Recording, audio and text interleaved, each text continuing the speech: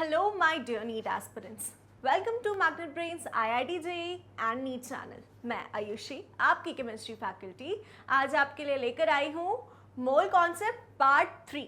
Okay, part 1 और part 2 में हमने काफ़ी सारी चीज़ें कवर करी हैं, तो अगर आप यहाँ तक आए हैं तो वो लेक्चर पहले देखेंगे, उसके बाद ये वाला लेक्चर अटेम्प्ट करेंगे. ठीक है, आज के लेक्चर में भी हम मोल कॉन्सेप्ट के कुछ और साइड्स देखते हैं. चलिए स्टार्ट करते हैं. इससे पहले मैं आपके साथ थोड़ा सा नीट कोर्स मॉड्यूल डिस्कस कर लेती हूँ. जैसा कि आपको ऑलरेडी पता है, सबसे पहली चीज़ जो आपको मिलती है वो है टॉपिक वाइज एक्सप्लेनेशन वीडियोस. हर चैप्टर के हर टॉपिक से रिलेटेड आपको एक्सप्लेनेशन वीडियोस मिल जाते हैं. सेकेंड चीज़ जो होती है वो है आपके daily practice problems in the form of PDF. ठीक है, साथ ही साथ इसके सॉल्यूशंस भी, है ना. तो डेली प्रैक्टिस प्रॉब्लम्स आप कब अटेम्प्ट करेंगे? जब एक बार आपने लेक्चर कंप्लीट कर लिया है. और ये हमें क्यों करना होता है? जैसा आपको पता है ऑलरेडी, एक बार लेक्चर कंप्लीट किया है उसके बाद DPP सॉल्व करना क्यों इंपॉर्टेंट है? क्योंकि हमें उससे पता चलता है कि किस टाइप के क्वेश्चंस आते हैं. मतलब हमने लेक्चर तो कवर कर लिया, लेकिन अब उसमें से किस टाइप के क्वेश्चंस आएंगे, किस सेक्शन से क्वेश्चंस आएंगे, कैसे क्वेश्चंस बनेंगे, ये सारी बातें हम DPP के थ्रू देख लेते हैं. ठीक है, साथ ही साथ DPP आपके कॉन्सेप्ट्स भी बिल्ड करता है. एक ही चीज़ की बार बार प्रैक्टिस हो जाएगी तो इससे अच्छी बात क्या हो सकती है. ठीक है, तो DPPs आपके लिए इंपॉर्टेंट हैं, इसे हम मिस बिल्कुल भी नहीं करेंगे. और ये जिस भी लेक्चर के साथ है, मतलब ऐसा होता है कि कभी कभी 2-3 टॉपिक्स को आपका क्लब करके DPP दे देते हैं. अब उस DPP में किस तरह के क्वेश्चंस होंगे, जो भी टॉपिक्स हमने कवर किए हैं उनके बेसिस पर हम क्वेश्चंस आपको देंगे, वही क्वेश्चंस जो आपके लिए इंपॉर्टेंट हैं. ऐसा नहीं है, देखो दो बातें होती हैं. एक चीज़ होती है कि हमें पता होना चाहिए क्या पढ़ना है, और एक चीज़ होती है हमें पता होना चाहिए क्या नहीं पढ़ना है. As that will save our time, right. और हम नीट की प्रिपरेशन कर रहे हैं, ऑलरेडी हमारे पास इतना सारा है पढ़ने के लिए, तो हम क्यों ना वो चीज़ें पढ़ें जो असल में हमारे काम की हैं, जो असल में एग्जाम वाले दिन हमसे पूछी जानी है. ठीक है, चलिए, तो ये कॉन्सेप्ट या ये चीज़ आपका DPP के थ्रू कवर हो जाता है. और DPPs आपको in the form of PDF description box में मिल जाएंगे. अदरवाइज magnetbrains.com पर आप डायरेक्टली जाकर एक्सेस कर सकते हैं DPPs in the form of PDF. ठीक है, चलिए अगली बात है डेली प्रैक्टिस प्रॉब्लम सॉल्यूशंस. जो भी आपकी DPPs हैं उनके सॉल्यूशन वीडियोस भी आप तक पहुंचा दिए जाते हैं. रीजन कि चलिए ठीक है, कुछ क्वेश्चंस आपसे बन गए, कुछ क्वेश्चंस नहीं बने, या चलो सारे क्वेश्चंस बन गए, तो एटलीस्ट हमें पता तो होना चाहिए कि हम जिस वे में प्रोसीड कर रहे हैं, हम जो अप्रोच रख रहे हैं वो सही भी है या नहीं. ठीक है, तो ये सारी बातें आपको किसके थ्रू पता चल जानी है? सॉल्यूशन वीडियोस के थ्रू. ओके, और अगर कोई क्वेश्चन नहीं बन रहा है, आपने ट्राई कर लिया है, तो आप फिर उसका सॉल्यूशन व्यू कर सकते हो. ठीक है, तो ये सारी बातें हैं, और ये भी आपको सेम वेबसाइट पर जाकर मिल जाएंगी सारी चीज़ें. चलिए, 4 चीज़ है चैप्टर वाइज MCQs. एक बार हमने हमारा पूरा चैप्टर कवर कर लिया है, तो उसके बाद फिर उसमें से जो भी MCQs हैं, प्रैक्टिस क्वेश्चंस हैं, ये आपको मिलते हैं. लेकिन once the whole chapter is done, उसके बाद फिर आपको चैप्टर वाइज MCQs मिलेंगे. चलिए, अगली चीज़ PYQ वीडियोज़. इसको हमें मिस बिल्कुल भी नहीं करना है. ये जो PYQ वीडियो की सीरीज होती है, ये आपके हर चैप्टर के लिए होती है, टॉपिक वाइज नहीं होती है, हर चैप्टर के लिए होती है. जिससे हमें क्या पता चलता है कि हर चैप्टर से किस तरह के क्वेश्चंस आ गए. जो प्रीवियस ईयर क्वेश्चंस हैं उनकी एनालिसिस से ही हमें पता चलता है कि भाई हाँ, इस चैप्टर में ये सारी चीज़ें इंपॉर्टेंट हैं, ज़्यादा ध्यान देंगे उन पर. मतलब पढ़ तो अभी तक हमने सारी चीज़ें ली हैं, कुछ भी छोड़ा नहीं है, लेकिन साथ ही साथ ये चीज़ जानना बहुत ज़रूरी है कि हमारे लिए पूरे चैप्टर में से सबसे ज़्यादा इम्पॉर्टेंट पार्ट कौन सा है. मतलब जो एग्ज़ाम में आने वाला है वो चीज़ें हमें PYQs दिखा देता है. अब अगर हमें रिपीटेड पैटर्न समझ में आता है तो हम ये एनालिसिस निकाल लेते हैं कि भाई इस टॉपिक से इसी टाइप का क्वेश्चन आएगा, तो उसको प्रैक्टिस कर लेते हैं. ठीक है, तो ये सारी चीज़ें या इन सभी बातों की एनालिसिस हमें PYQ वीडियोस के थ्रू होती है, और ये सीरीज बहुत ज़्यादा इंपॉर्टेंट है, and this is what is important for us. ठीक है, तो PYQ वीडियो सीरीज हम बिल्कुल भी मिस नहीं करेंगे किसी भी चैप्टर के लिए. और ये आपके नीट कोर्स मॉड्यूल में इसीलिए रखी गई है because it is the VIP section. ठीक है, चलो आगे बात करते हैं डाउट सॉल्विंग सेशंस. तो अब ऐसा होता है कि ठीक है, यहाँ से इस प्लेटफॉर्म से हम आपको पढ़ा दे रहे हैं चीज़ें, लेकिन अब ज़रूरी थोड़ी है कि सारी चीज़ें समझ आ जाए। भाई ह्यूमन नेचर है, ह्यूमन ब्रेन है, तो अब इस चीज़ के लिए क्या हम सोल्यूशन निकालें, तो डाउट सेशंस रख लेते हैं जिसमें आपके डाउट्स हम तक पहुंच जाते हैं। ऑल्दो आपसे हमेशा बोला जाता है कि कमेंट बॉक्स में आपके जो भी डाउट्स हैं आप उनको एनलिस्ट कर सकते हैं, कमेंट कर सकते हैं, लेकिन जस्ट इन केस आपको 1-to-1 डिस्कशन करना है तो उसके लिए आपके लिए लाइव सेशंस रखे जाते हैं जो कि कभी कभी ऑर्गेनाइज होते हैं। चलिए, अब weekly test paper chapter wise, साथ ही साथ guidance about the paper pattern आपके नीट मॉड्यूल में इंक्लूडेड है। मतलब जो आपका नीट का एग्जाम है उसमें कितने सेक्शंस आएंगे, किस तरह का पेपर है, क्या क्या सब्जेक्ट्स रहेंगे, कितने नंबर ऑफ क्वेश्चंस रहेंगे, क्या वेटेज रहेगा, क्या नेगेटिव मार्किंग रहेगी, ठीक है, ये सारी बातें आपको किस में बता दी जाती हैं, अबाउट पेपर पैटर्न। और इनफैक्ट एक वीडियो ऐसी आ भी गई है, आप तक पहुंच गई है, जिसमें पूरे नीट एग्जाम का ओवरव्यू है, तो आप जाकर उस वीडियो को भी रिव्यू कर सकते हैं अगर इस तरह का कोई डाउट है तो। बाकी जो भी चेंजेस आएंगे आप तक पहुंचा दिए जाएंगे। चलिए, अगली बात है स्ट्रेस मैनेजमेंट। अच्छा, जब हम हमारे प्रिपरेटरी फेज में होते हैं तो क्या होता है भाई, इतनी सारी चीज़ें हैं पढ़ने के लिए, बोर्ड्स की भी प्रिपरेशन करनी है। आप हो सकता है 11th के स्टूडेंट हो सकता है 12th के स्टूडेंट हो सकता है ड्रॉपर हो, है ना। तो ये सारी चीज़ें सभी के लिए कॉमन है कि भाई पढ़ना इतना सारा है, कैसे मैनेज होने वाला है, कैसे करने वाले हैं, बिल्कुल कुछ समझ नहीं आ रहा है, हम तो छोड़ देंगे अपनी प्रिपरेशन। अरे ऐसे कैसे छोड़ देंगे, अभी इतना सारा पढ़ लिया फिर ये सारी मेहनत बर्बाद? नहीं, बिल्कुल हम आपकी मेहनत बर्बाद नहीं होने देंगे। सिर्फ हमें क्या करना है कि ये जो फेज़ होता है ना, ये टेम्प्रेरी फेज़ होता है, स्ट्रेस मैनेजमेंट।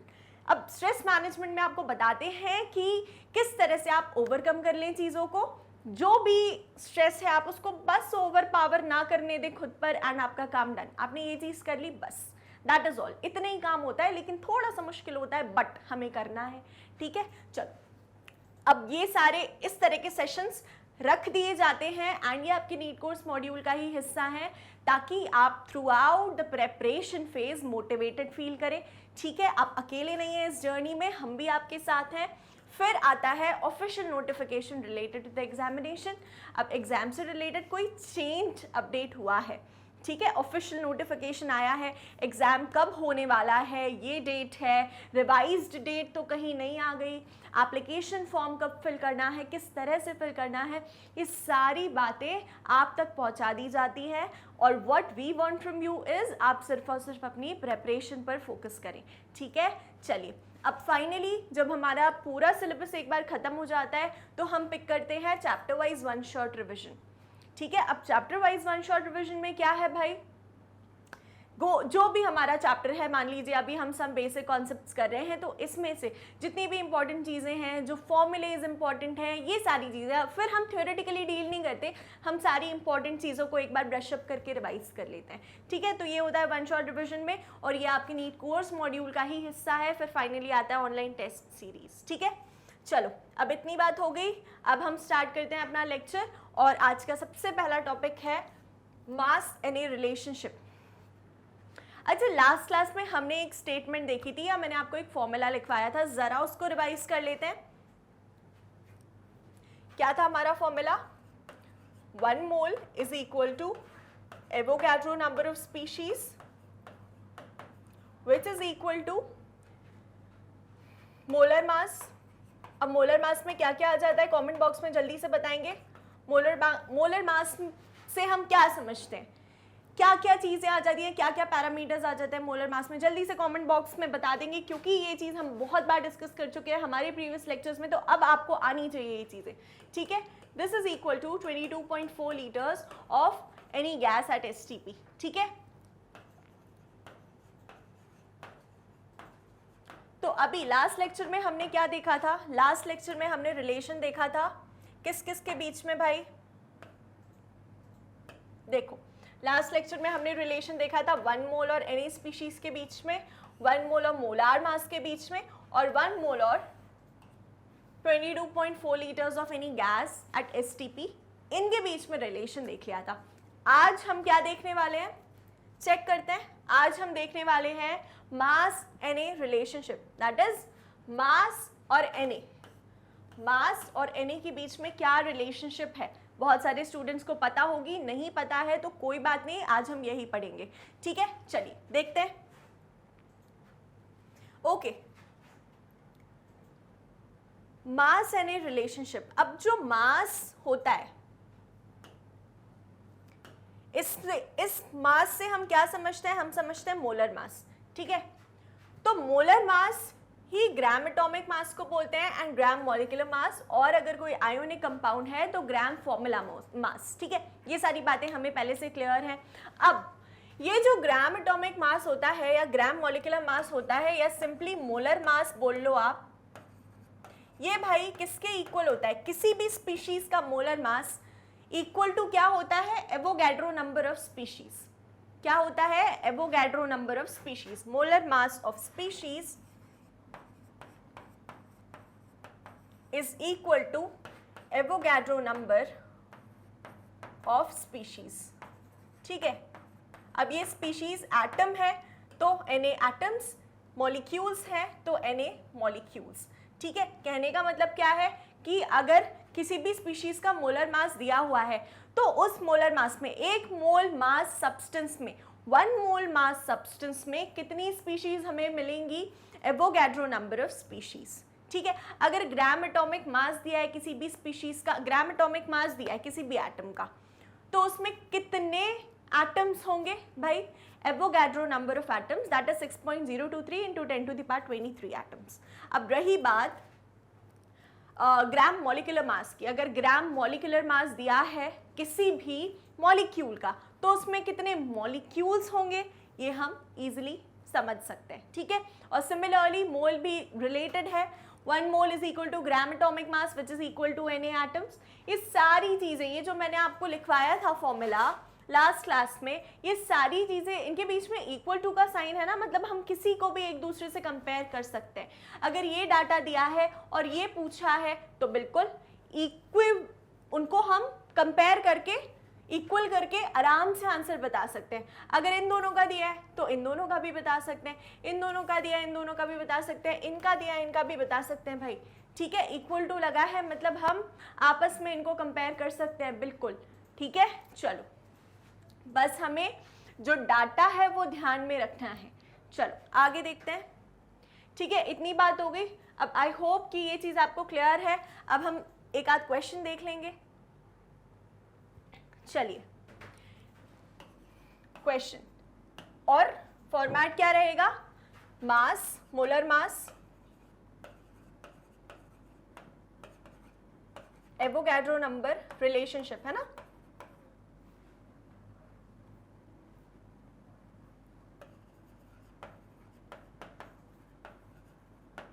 ठीक है, तो अगर आपसे बोला है कि 111 grams CaCl2 has how many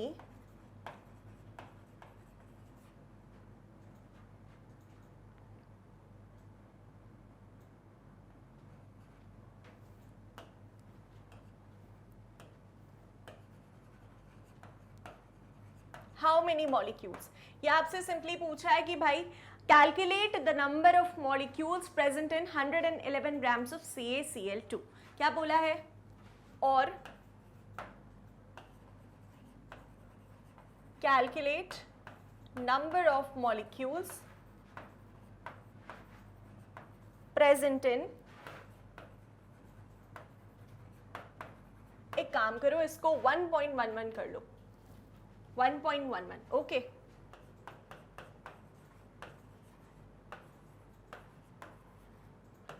CaCl2, ठीक है, ये हमें बताना है। कैसे प्रोसीड करेंगे, ट्राई करो।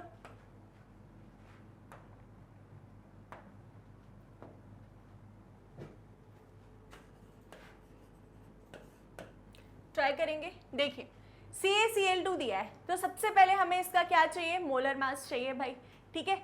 CaCl2 का मोलर मास क्या होगा, कैल्शियम कितना है, कैल्शियम का मास होता है 40 प्लस क्लोरीन एक एटम का होगा 35.5 multiplied by 2 as it is 2, तो 40 plus 71. This will give us 111 grams. Okay, तो ये इसका आ गया मोलर मास. यहाँ पर लिख low molar mass of CaCl2 is equal to 111 grams. अच्छा, अब हमसे पूछा है ना नंबर ऑफ मॉलिक्यूल्स कितने प्रेजेंट हैं. क्या पूछा है भाई कि नंबर ऑफ मॉलिक्यूल्स बता दो कितने प्रेजेंट हैं. तो भाई बिल्कुल बता देंगे. देखो यहाँ पर हमें क्या पता है कि molar mass of CaCl2 that is equal to 111 grams has how many molecules. Avogadro number of molecules.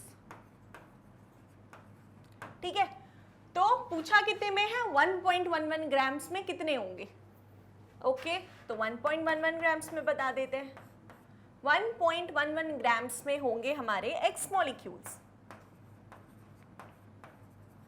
फटाक से एक्स की वैल्यू निकालेंगे. X is equal to Na into 1.11 upon 111. ठीक है, ये ग्राम्स में है, ग्राम्स से ग्राम्स कैंसिल हो जाएगा. चलिए, डेसिमल हटाया तो नीचे क्या आ गया, इंटू 100. अब ये 1 टाइम चला जाएगा एंड क्या आ गया हमारे पास, Na/100. फर्दर आप इसको कैसे लिख सकते हो, फर्दर आप इसे लिख सकते हैं 6.023 into 10 to the power 23 upon 100 है तो 10 to the power 2 ले लो. फर्दर इसको सॉल्व करेंगे तो हमें मिल जाएगा 6.023 इंटू 10 to the power 2, नीचे है ऊपर जाकर माइनस हो जाएगा 21 मॉलिक्यूल्स.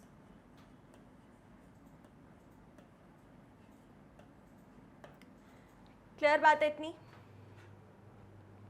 ठीक है, चलिए अब मैंने कमेंट्स में आपके प्लीड्स पढ़े थे कि मैम प्लीज टाइम दे दिया करो स्क्रीनशॉट लेने का. तो भाई ले लो, ये लो स्क्रीनशॉट ले लो जल्दी से.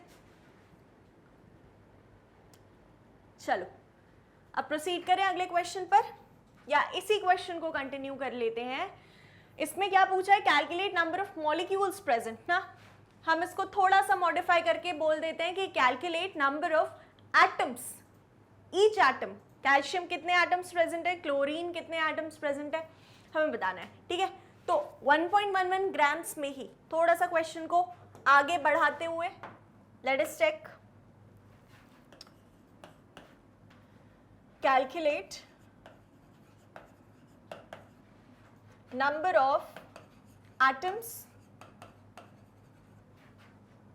Of each Ca and Cl, calcium and chloride in 1.11 grams CaCl2. ठीक है, चलो कैसे प्रोसीड करेंगे भाई, ट्राई करो.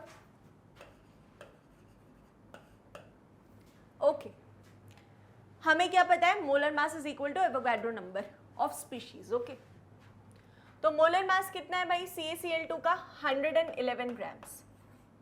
111 ग्राम्स में 6.023 into 10 to the power 23 atoms हैं या मॉलिक्यूल्स हैं, मॉलिक्यूल्स हैं, क्योंकि हमने ये पूरा 111 ग्राम जो है ये CaCl2 पूरे कंपाउंड का मास है. राइट, तो अब हमें सिर्फ और सिर्फ एटम का मास निकालना है ना. कैल्शियम कितने हैं, मास नहीं, कितने नंबर ऑफ एटम्स हैं कैल्शियम और क्लोरीन के. तो ये कैसे निकालेंगे देखो जरा. अब 111 ग्राम्स में इतने मॉलिक्यूल्स हैं. ठीक है, तो अगर हमें एटम निकालना है तो we will say 111 grams will have how many calcium atoms. एक ही कैल्शियम एटम है ना, तो एवोगैड्रो नंबर को केवल 1 से मल्टीप्लाई करेंगे तो it will be nothing but 6.023 into 10 to the power 23 atoms. 111 grams of CaCl2 has इतने एटम्स ऑफ कैल्शियम. ओके, अच्छा अब बात आती है भाई क्लोरीन के कितने एटम्स हैं. तो let us check. 111 grams will have 2 into 6.023 into 10 to the power 23 atoms of Cl. अब क्यों? क्योंकि CaCl2 it is right, two species present है, तो ये हमें क्या दे देगा 12.046 into 10 to the power 23 atoms of Cl. Clear है इतनी बातें? चलो देख लो, इसका स्क्रीनशॉट ले लेंगे जल्दी से।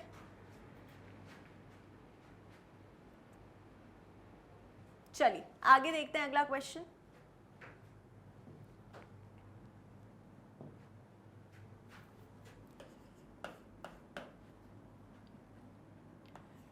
Calculate the mass of 6.023 into 10 to the power 20 species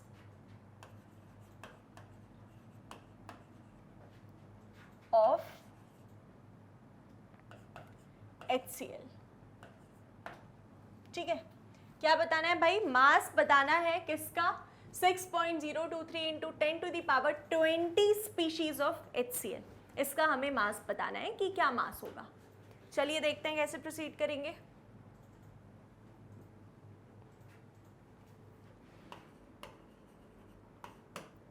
okay, हमें क्या पता है? पहली स्टेटमेंट हमें ये पता है कि 36.5 HCl का मोलर मास कितना होता है?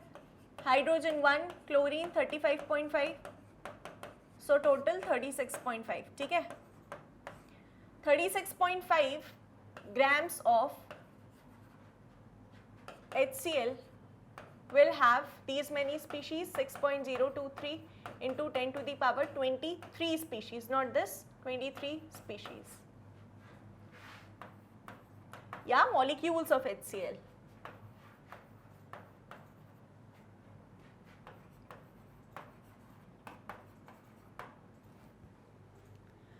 तो फिर इतनी स्पीशीज का मास क्या होगा? ये जो मास है ये तो एवोगैड्रो नंबर ऑफ स्पीशीज का है, तो इतनी स्पीशीज का क्या होगा? देखो 6.023 इंटू 10 टू द पावर 20 का भाई x ग्राम्स होगा। ठीक है, अब x की वैल्यू निकालेंगे। x will give us 36.5 into 6.023 into 10 to the power 20 upon 6.023 into 10 to the power 23। ठीक है, तो ये और ये कैंसिल, 23 ऊपर जाएगा तो नेगेटिव हो जाएगा, है ना? तो 20 minus 23 will give us 10 to the power -3। So this is 36.5 into 10 to the power -3। और अगर आप इसको और ज़्यादा एलैबोरेट करना चाहते हो तो इट इज़ योर चॉइस। जल्दी से इसका आंसर बता देंगे। अगर हम इसे स्टैंडर्ड फॉर्म में लिख लेते हैं, मतलब अभी साइंटिफिक नोटेशन में है करंटली, स्टैंडर्ड फॉर्म में लिखेंगे तो इसका क्या आंसर आएगा? ठीक है, जल्दी से कमेंट बॉक्स में बताएंगे। देखो यही चीज़ें हैं, इसी तरह की चीज़ें आपकी प्रैक्टिस बनाती हैं। अब साइंटिफिक नोटेशन ऐसे अकेले थोड़ी ना पूछ लेते हैं भाई एग्जाम में, एप्लीकेशन बेस्ड कॉन्सेप्ट है वो, तभी आपको बेसिक कॉन्सेप्ट्स में पढ़ाया जा रहा है। ठीक है, इसी टाइप के क्वेश्चंस में आपकी प्रैक्टिस होती रहेगी। थ्रू आउट द केमिस्ट्री लगने वाला है, थ्रू आउट फिजिक्स लगने वाला है ना? परफेक्ट। तो चलिए जल्दी से इसका आंसर बता देंगे कमेंट सेक्शन में, और इसका स्क्रीनशॉट लेना है तो ले लो। चलो आगे बढ़ते हैं अगले क्वेश्चन के साथ में।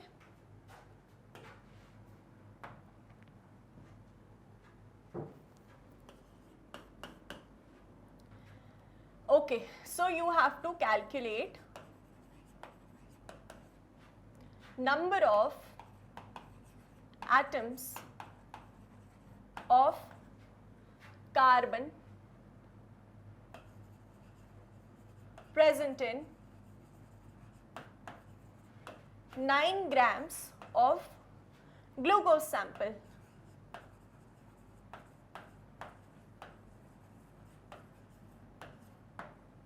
ठीक है, you have to calculate the number of atoms present in कौन से एटम्स? Carbon atoms. आपसे और भी एटम्स पूछ सकते थे क्योंकि ग्लूकोज तो एक कंपाउंड है ना, तो उसमें और क्या क्या एटम्स प्रेजेंट है? Carbon, hydrogen, oxygen, right.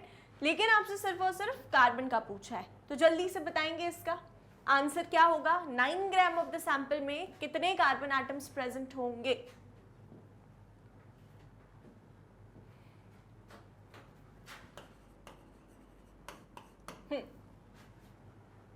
ठीक है, देखो ग्लूकोज का फॉर्मूला क्या होता है भाई? C6H12O6, यही होता है ग्लूकोज का फॉर्मूला। आगे देखो, इसका सबसे पहले क्या निकालना पड़ेगा? मोलर मास निकालना पड़ेगा। डायरेक्टली याद है ग्लूकोज का मोलर मास C6H12O6 कितना होता है? 180, है ना। कैलकुलेट करके देखेंगे, 180 ग्राम्स। 12 6 72, 12 and 16 4 नहीं 16 6 96, so we'll get 9 10 8, yes 180 grams. ऐसे कुछ कॉमन कंपाउंड्स के आप डायरेक्टली ही याद रखेंगे, ठीक है। तो ये इसका मोलर मास हो गया 180 ग्राम्स। अब हमें पता है कि 180 ग्राम्स में कार्बन के कितने मॉलिक्यूल्स प्रेजेंट हैं? Na मॉलिक्यूल्स प्रेजेंट हैं, राइट। और एटम्स कितने प्रेजेंट हैं सिर्फ कार्बन के? 6 into Na, परफेक्ट, ठीक है। चलो 6 into Na प्रेजेंट हैं, तो अब calculate the number of atoms of carbon present in 9 grams पूछा है। तो 9 ग्राम्स में कितने होंगे भाई? तो 9 ग्राम्स में हम निकाल लेंगे, x एटम्स मान लो प्रेजेंट है, तो x की value will be 6 into Na into 9 grams upon 180 grams, ठीक है। ग्राम से ग्राम कैंसिल, 9 2 ज़ा 18, 20 आया, ये क्या मिला हमें?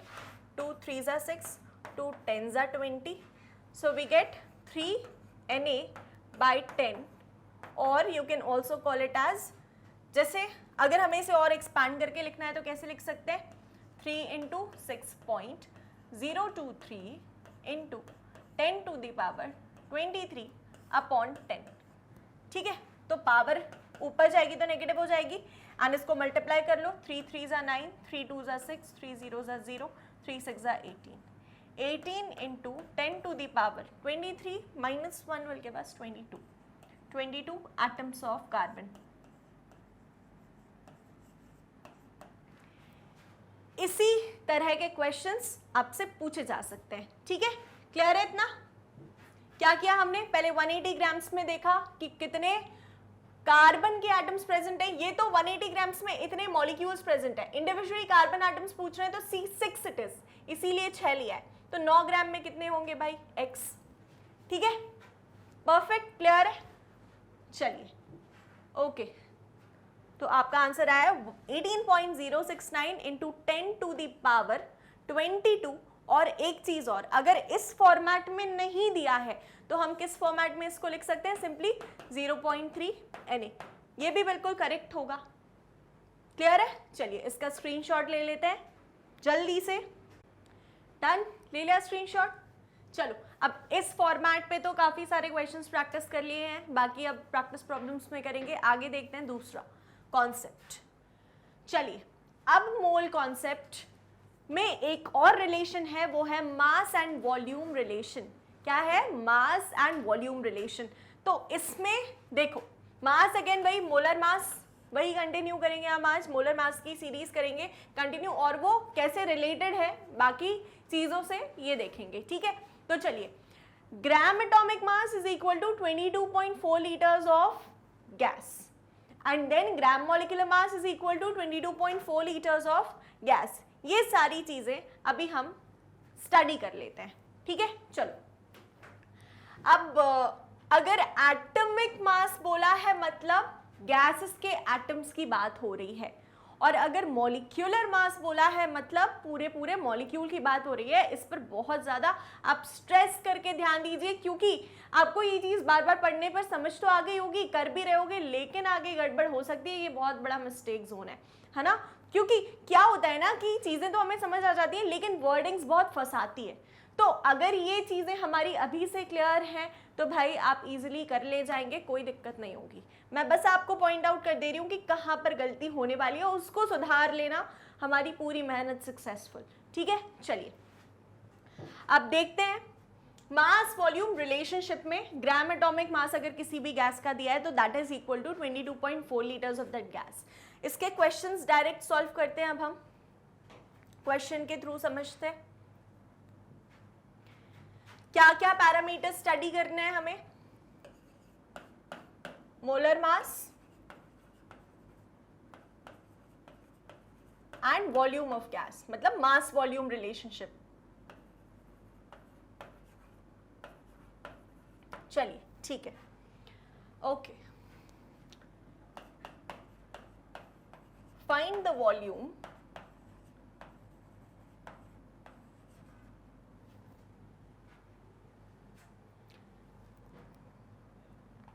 find the volume of,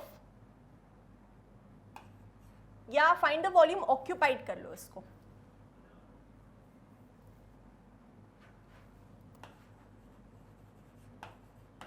occupied by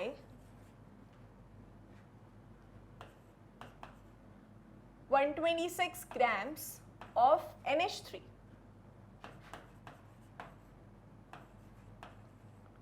at STP. Wait a minute.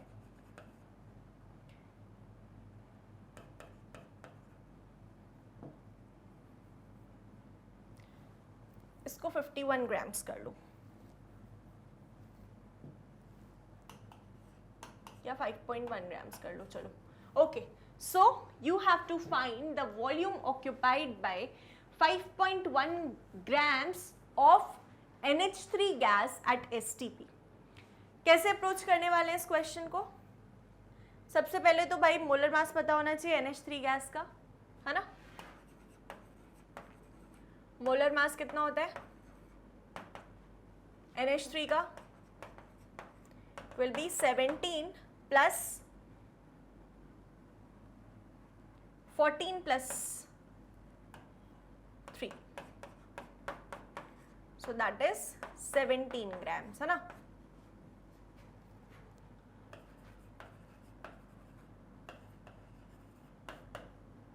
Molar mass of NH3 is equal to 17 grams, ठीक है।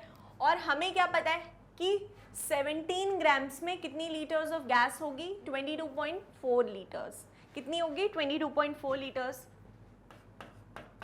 17 gram NH3 will have 22.4 liters of NH3, मतलब 17 grams NH3 22.4 liters volume occupy करेगा eight STP, ठीक है। चलिए, तो 5.1 कितनी? 5.1 grams NH3 कितनी वॉल्यूम ऑक्यूपाई करेगा भाई? Late us check. x लिख दे, चलो अब x की वैल्यू फाइंड करेंगे। 22.4 इंटू 5.1 अपॉन 17। चलिए, ग्राम से ग्राम कैंसिल, डेसिमल हटाया तो 0 आ गया। 17 से जाएगा 17 10 टाइम्स, 17 3 ज़ा 51, 17 3 ज़ा 51 होता है ना, यस। चलिए, तो अब हमें क्या मिला? 22.4 इंटू 3 अपॉन 10, 10 को नहीं भूलेंगे, ठीक है। चलो, फाइनली जब हम इसे सॉल्व करेंगे तो हमें क्या मिलने वाला है? 22.4 इंटू 3, 3 4 ज़ा 12, 2 3 2 ज़ा 6 7, 3 2 ज़ा 6 67.2, but divided by 10, so we'll get 6.72 liters volume is occupied by NH3 at STP, but how much NH3? 5.1। Clear है? ठीक है, इतना चल जाएगा। चलिए, इसका स्क्रीनशॉट ले लेंगे जल्दी से। ओके, अगला क्वेश्चन चेक करते हैं.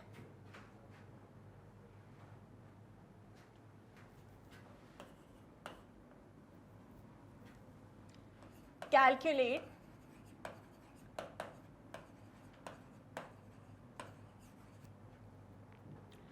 mass of gas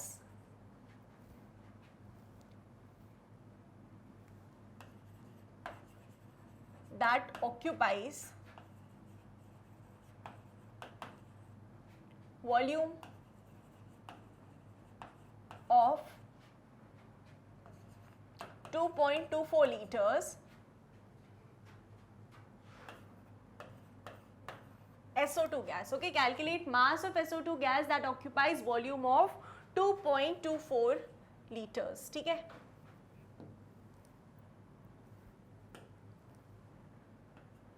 चलिए कैसे प्रोसीड करेंगे इसके साथ.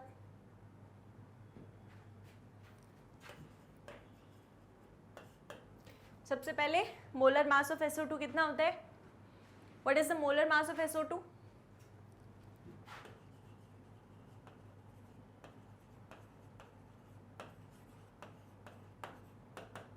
32 plus 16 2s are 32 again, so we'll get 64 grams. ठीक है, कितना? 64 ग्राम्स SO2 का मोलर मास होता है. ओके, हमें एज पर मोल कॉन्सेप्ट क्या पता है कि ये जो 64 ग्राम्स SO2 है ये कितनी वॉल्यूम ऑक्यूपाई कर रही है भाई? 22.4 लीटर्स. क्लियर बात है इतनी? चलिए अब आगे क्या देखेंगे. 64 ग्राम्स SO2 इतनी वॉल्यूम ऑक्यूपाई कर रही है. पूछा कितना है कि what mass of SO2 will occupy 2.24 litres volume. 2.24 litres volume कितना मास ऑक्यूपाई करेगा? x ग्राम्स SO2 कर ले. चलिए तो इस x को फाइंड करते हैं. We'll get 64 into 2.24 upon 22.4. ठीक है, लीटर से लीटर कैंसिल, डेसिमल जाएगा इंटू 100, डेसिमल जाएगा इंटू 10, ये पूरा कटेगा और हमें क्या मिला? 0 से 0 cancel, 64 divided by 10, that is equal to 6.4 liters. I am so sorry, 6.4 grams. हम वेट फाइंड कर रहे हैं या मास फाइंड कर रहे हैं. 6.4 grams SO2 is will occupy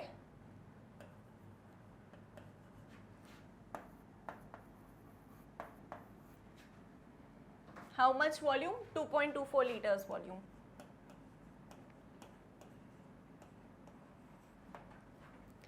clear है? बन जाएगा, इजी है. तो इस तरह से मास और वॉल्यूम कैसे रिलेटेड है ये हम पता लगाते हैं. ठीक है, चलो एक और क्वेश्चन देख लेते हैं.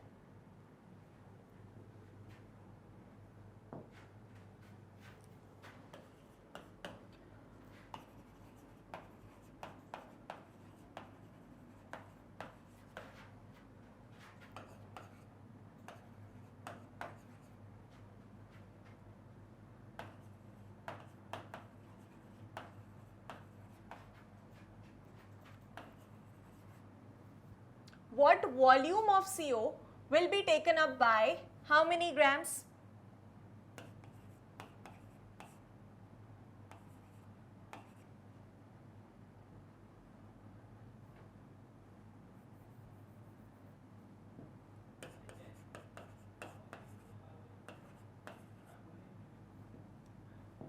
Wait.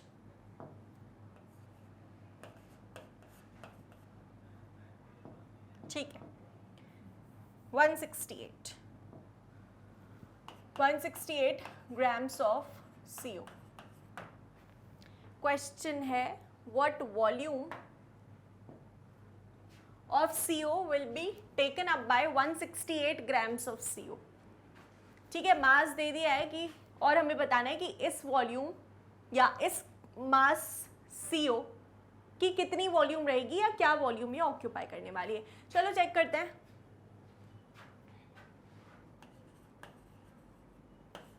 ठीक है, तो सबसे पहले CO का mass, molar mass of CO,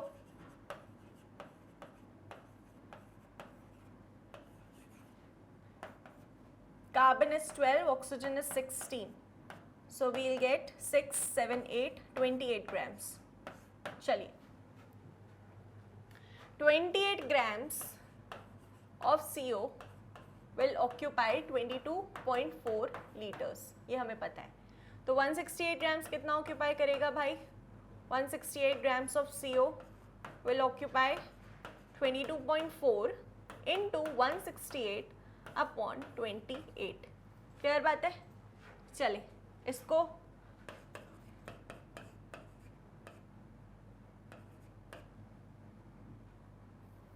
okay, इससे हम 2 से कैंसिल आउट करेंगे या आप 4 से भी कर सकते हैं। 4 7s are 28 and 4 4s are 16, 4 2s are 8। ठीक है, चलो फिर 7 1s are 7, 7 5s are 35, 7 6s are 42. So what do we get? 22.4 into 6। ठीक है, 6 4s are 24, 2 6 2s are 12, 13 14, 4 carry on 1, 6 2s are 12, 13. Okay, so we get 134.4 liters. In short, 168 grams of carbon monoxide will occupy 134.4 liters of gas.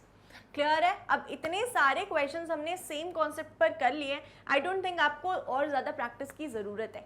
ठीक है, चलिए अब अगला देखते हैं।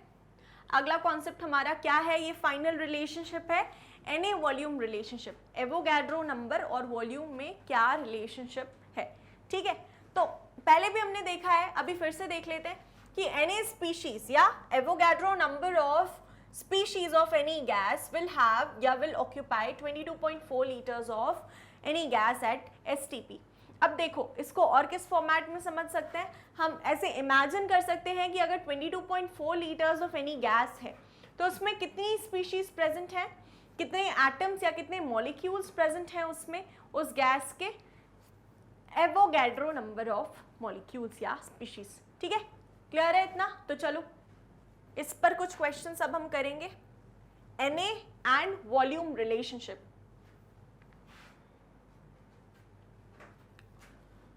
Question का फॉर्मेट होने वाला है Na वॉल्यूम ऑफ गैस। ठीक है, चलो तो पहला क्वेश्चन ये कहता है आपसे कि आपको कैलकुलेट करना है, calculate number of atoms of NO2 gas। wait, NO2 बाद में लेंगे। Calculate number of atoms of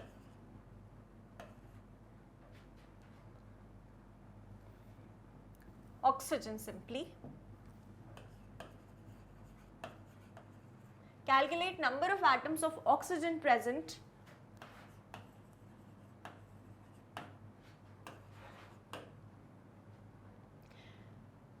in, you can take 1.12 liters of ozone gas।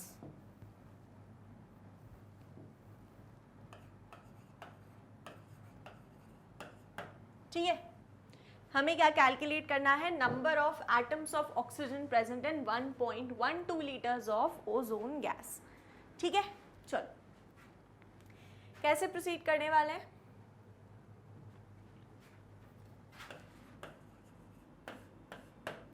हमें क्या पता है कि एवोगैड्रो नंबर ऑफ स्पीशीज कितने वॉल्यूम में प्रेजेंट हैं? 22.4 लीटर्स, है ना? तो ऐसे लिख लेते हैं 22.4 litres has Na molecules. Actually ozone है तो मॉलिक्यूल आएगा, लेकिन एटम्स हमें कैलकुलेट करने हैं। तो ओजोन में कितने एटम्स होते हैं भाई? 3। तो it will be 3 into Na atoms. ये स्टेप समझ आई? 22.4 लीटर्स में 3 into Na atoms of oxygen होंगे। या मैं ऐसे लिख देती हूँ 22.4 लीटर्स ऑफ O3, इसमें 3 into Na atoms of oxygen होंगे। ठीक है, क्लियर है? अब चाहो तो एक स्टेप ऊपर और लिख सकते हो, मतलब अगर आपको क्लियर नहीं हो पाया है तो you can write it as 22.4 liters of ozone will have Na molecules of ozone, लेकिन सिंस एटम्स पूछा है आपसे तो इसी में 3 into Na atoms of oxygen होंगे। ठीक है, अभी क्लियर है? चलिए आगे देखते हैं। हमसे पूछा है कि 1.12 लीटर्स में कितने होंगे, तो 1.12 litres will have 3 into Na into 1.12 upon 22.4 litres. ठीक है, चलिए यहाँ से डेसिमल हटेगा, नीचे 100 मल्टीप्लाई होगा, यहाँ से डेसिमल हटेगा, ऊपर 10 मल्टीप्लाई होगा, ये 2 टाइम्स जाएगा। ठीक है, फिर एक ज़ीरो से एक ज़ीरो कैंसिल, हमारा आया 3 Na upon 2 into 10 that is 20, right? अब 3/2 को what can you write, how can you write 3/2 as 1.5, 3 1s are 2 1s are 2 and then या 1.5 लिख सकते हो। ठीक है, 1.5/10 होगा तो 0.15 कर लेना उसको, into Na/10, further this will be 0.15 Na। जिस भी फॉर्मेट में आंसर है आप उस फॉर्मेट में अपने आंसर को मैनिपुलेट कर लेंगे भाई। ठीक है, अगर फ्रैक्शनल फॉर्म में ही है तो फ्रैक्शनल फॉर्म में ही रहने देंगे 3/20 Na, अगर डेसिमल फॉर्म में है तो डेसिमल फॉर्म में कन्वर्ट करोगे, और अगर आपका आंसर Na की वैल्यू पुट करके दिया है तो आप अकॉर्डिंगली करेंगे। चलिए ठीक है, आगे देखते हैं। इतना क्लियर है? इसका स्क्रीनशॉट ले लो। चलो ओके, अगला क्वेश्चन आता है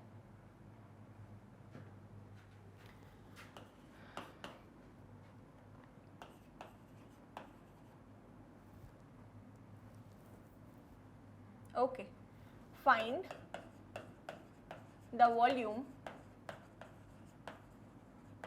occupied by N2O5 gas at STP when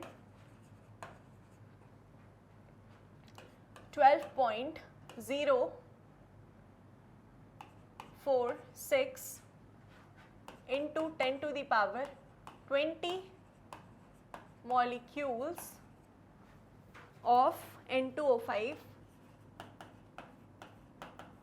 are present। ठीक है,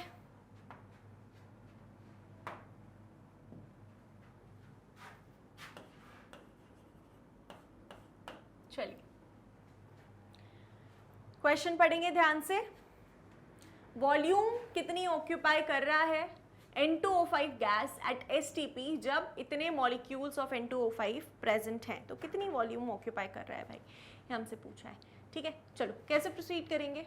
देखो हमें क्या पता है कि वॉल्यूम ऑक्यूपाइड बाय 22.4 लीटर्स या volume occupied bye Avogadro number of molecules of N2O5 gas will be 22.4 litres.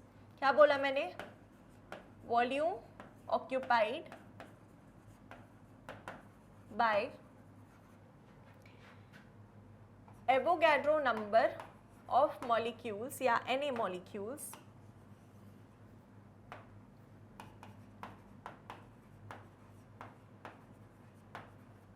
of N2O5 is equal to volume occupied by Na molecules of N2O5 is equal to 22.4 liters।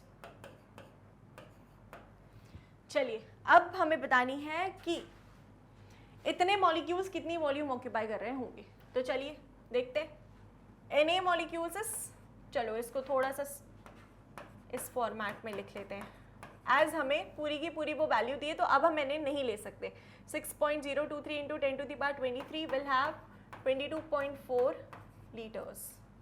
ठीक है, तो 12 या will occupy 22.4 liters, तो 12.046 into 10 to the power 20 will occupy x liters. x की value find करेंगे, we'll have 22.4 into 12.046 into 10 to the power 20 divided by 6.023 into 10 to the power 23. ठीक है, चलिए अब ये 2 टाइम्स जाएगा तो हमें क्या मिला 44.8 into 10 to the power how much 20 minus 23 will give us -3, है ना, लीटर्स. और इसी को हम फर्दर कैसे लिख सकते हैं, this can also be written as 0.0448 litres.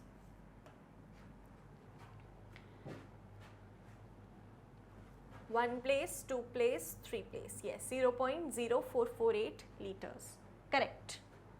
इसका स्क्रीनशॉट ले लो जल्दी से. ठीक है, परफेक्ट है, समझ आ गए.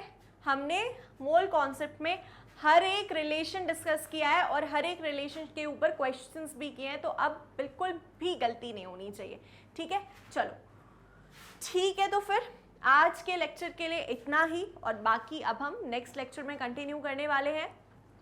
अच्छा, magnetbrains.com पर जब आप जाएंगे तो आपको डायरेक्टली सारी वीडियोस सीक्वेंशियली अरेंज्ड मिल जाएंगी. वहाँ पर आपको आपके जितने भी जो भी वीडियो देखना है, आई वुड से जो भी कोर्स का वीडियो आपको देखना है, वो आपको सारा का सारा कंटेंट वहीं पर मिल जाएगा. आपको यूट्यूब पर ढूंढने की ज़रूरत नहीं है. ठीक है, तो मान लीजिए आपको से नीट का कंटेंट देखना है, आप नीट की प्रेपरेशन कर रहे हैं, तो क्या करेंगे, जल्दी से नीट टैब पर क्लिक करेंगे, आपके सामने ये विंडो ओपन हो जाएगा. अब इसमें आपके फिजिक्स, केमिस्ट्री, बायोलॉजी के नीट के लेक्चर्स तो हैं ही, साथ ही साथ फाउंडेशन कोर्स के लेक्चर्स भी हैं. ठीक है, तो आपको जो भी देखना हो आप इजीली वॉच नाउ पर क्लिक करके देख सकते हैं. मान लीजिए आपको केमिस्ट्री का वीडियो देखना है, केमिस्ट्री के वीडियोस देखने हैं, तो आप वॉच नाउ पर क्लिक करेंगे, आपके सामने ये वाला विंडो ओपन हो जाएगा. ठीक है, अब इस विंडो में आपके लिए जितने भी लेक्चर्स कवर हुए हैं वो सारे के सारे आपको यहाँ पर मिल जाएंगे, टॉपिक वाइज एक्सप्लेनेशन के साथ, डीपीपीस के साथ ही साथ डीपीपी के सोल्यूशन वीडियोस भी आपको मिल जाएंगे, chapter wise MCQs, previous year questions, मतलब जितना सारा कंटेंट हमने अभी तक कवर किया है आपको ये सारा कुछ मिल जाएगा बिल्कुल ऑर्डर में. कहीं भी जाने की ज़रूरत नहीं है, कहीं भी परेशान होने की ज़रूरत नहीं है. ठीक है, चलिए, तो अगर आप मैग्नेट ब्रेन्स के स्टूडेंट हैं तो आपको पता है कि मैग्नेट ब्रेन्स एक ऐसा प्लेटफॉर्म है जहाँ पर 100% फ्री एजुकेशन हम आपको इम्पार्ट कर रहे हैं along with the quality content. बिल्कुल इफेक्टिव कंटेंट है, क्वालिटी के साथ कोई भी कॉम्प्रोमाइज़ नहीं है. ठीक है, चलिए, तो अब आगे की चीज़ें हम अगले लेक्चर में करेंगे. आज के लिए इतना ही. बिल्कुल भी चैनल को लाइक करना, सब्सक्राइब करना, शेयर करना ना भूलें. वीडियो लाइक ज़रूर करें, कमेंट बॉक्स में बताएं. अगर आपके कोई डाउट्स हैं तो आप बिल्कुल पूछें, मैं आपके सारे डाउट्स क्लियर करूँगी. ठीक है, चलिए, तो अब मिलते हैं नेक्स्ट लेक्चर में. आज के लिए इतना ही. Thank you.